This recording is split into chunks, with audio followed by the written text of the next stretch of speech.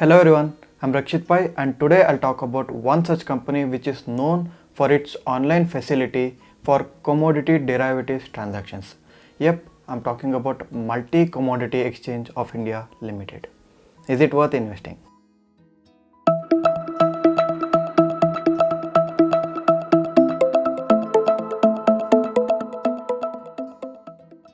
Business introduction.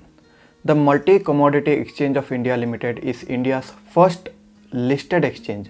It's a commodity derivative exchange that enables the online trading of commodity derivative contracts.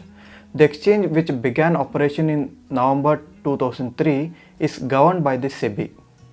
In the commodity futures, MCX controls 92% of the market, thus a clear monopoly in the industry.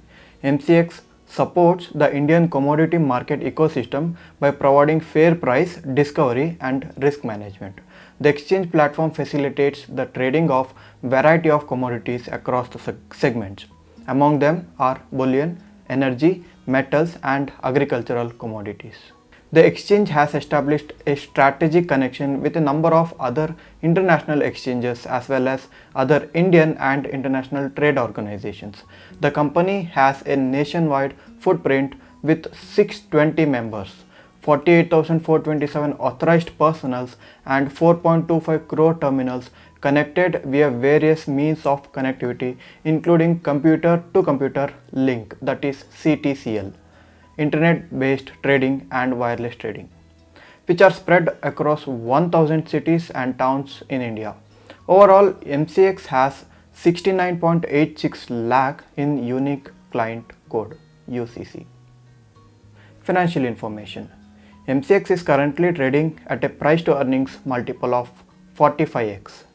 With double-digit ROCE and ROE, for the past 5 years, the company is almost debt-free and is maintaining a healthy dividend payout with a dividend yield of 1.71%. Extremely favorable operating margin, which is at over 40%, but net EPS growth has seen wide volatility and reduction at time. MCX reported weak financial year 2022 Q2 figures as a result of the introduction of peak margin standards. MCX announced a collaboration with TCS to develop new software, which was scheduled to go online in September 22. Currently, technological expenditures account for between 14 to 15% of transactions revenue, hence cost saving associated with the switch of new trading platform might result in high margin improvement in financial year 23. With that said, MCX is still available at a fair to reasonably high valuation than its peers. Conclusion. Although the company is a clear monopoly in the business, any adverse change in the regulation could hurt the business in a major way. MCX has already suffered due to COVID, which leads us to believe that any more lockdown could really make the company suffer.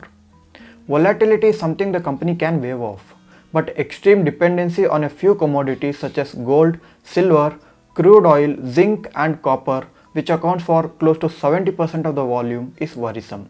At the same time, they are the major commodities to be transacted at.